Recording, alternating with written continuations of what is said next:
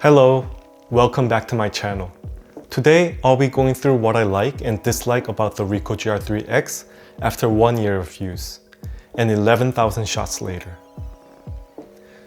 First thing I like about the GR3X is the touch to focus and shoot. This is my most used and favorite feature.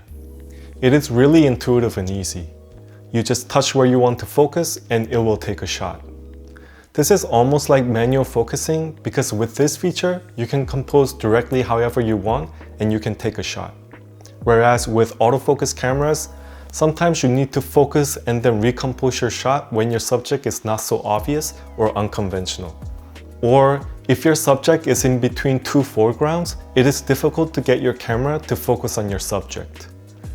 This feature solves those problems. What Ricoh lacks in focusing speed, it more than makes up with this feature. Next is IBIS, or in-body image stabilization. I really benefit from this feature because I often go out at night to shoot. When it is a still life photo, you can go down to about a half a second and you can still get a sharp image with low ISO. As you may know, for cameras without stabilization, the lowest shutter speed you can go down to without a shaky image is about 1/30th or 1/60th of a second, which is about 4 to 5 stops of a difference, which is very significant. It means that instead of using, for example, 6400 ISO, you can use 400 or even 200 ISO. It lets you use much lower ISO for a cleaner image and you can enjoy proper night photography without a tripod. Of course, this can also be used for creative motion blur shots if that's your thing.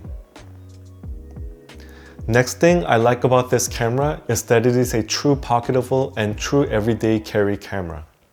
The GR3 just doesn't get in the way of your commute.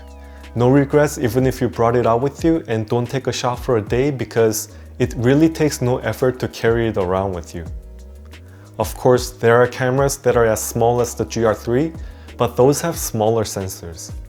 And because of its size and looks, with no shutter noise, it is really stealthy, so it makes documenting your life or street snaps much easier. Some of my favorite shots came from the Ricoh GR3X just because I had it with me when I wasn't out for a photo shoot. Next is the snap focus.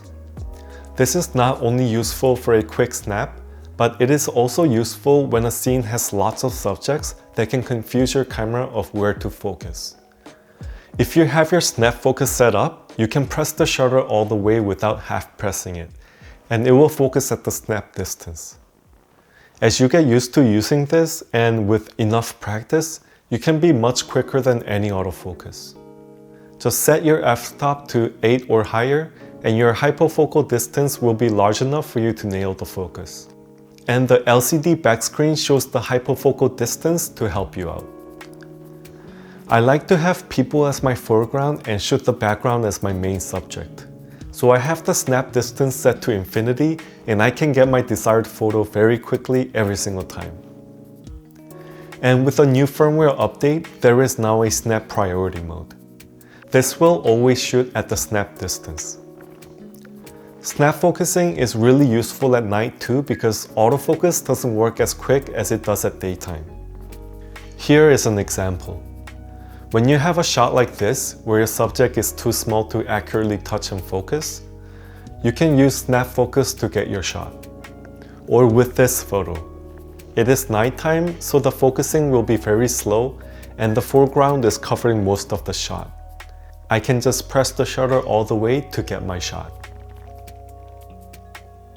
Next is firmware update. Ricoh has firmware updates pretty often, and it is a significant update. There was a firmware update that included snap focus priority and 3.5 meter snap distance. Autofocus area center, I think this is a good feature to be added. And of course, the negative film profile.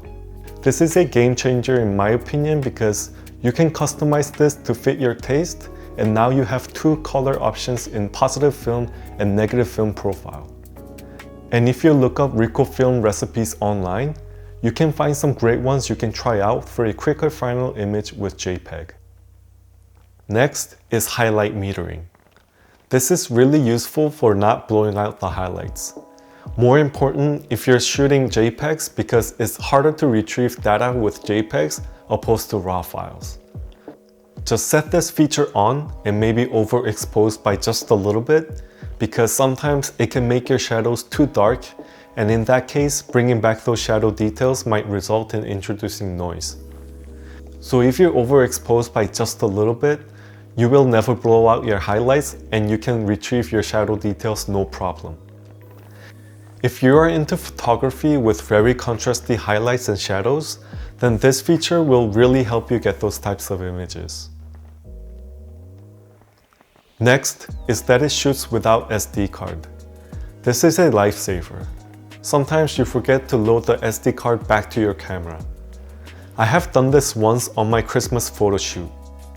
But thankfully, this camera can shoot a bit more than 40 RAW photos without an SD card.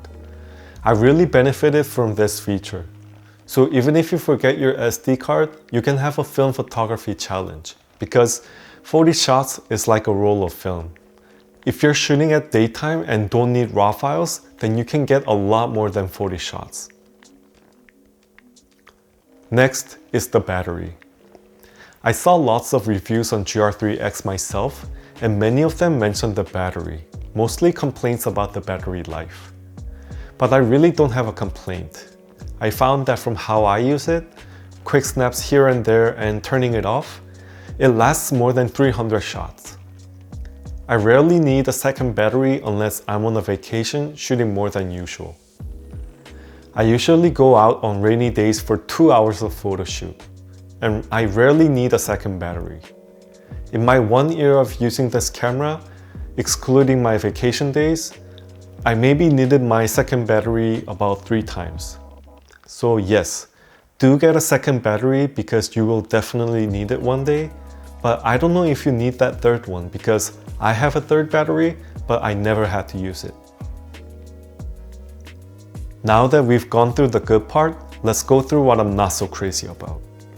The thing I don't like the most about this camera is that it lacks weather sealing.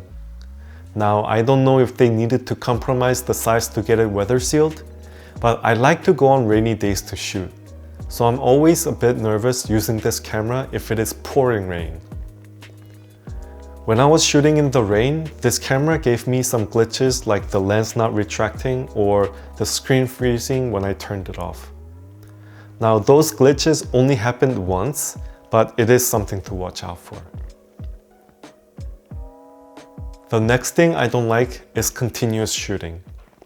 Burst mode is pretty slow on this camera, and it slows down after 4 shots and significantly slows down after 10 shots. I think 10 shots is the limit for continuous shooting. If you're coming from a camera that is capable of doing really quick burst shots, you will need to be more smart and pick and choose your spot to use continuous shooting. This is my experience with the Ricoh GR3x. Is there anything you want to add to what you like or dislike about the Ricoh GR3x? Let me know in the comments. Until next time, take care.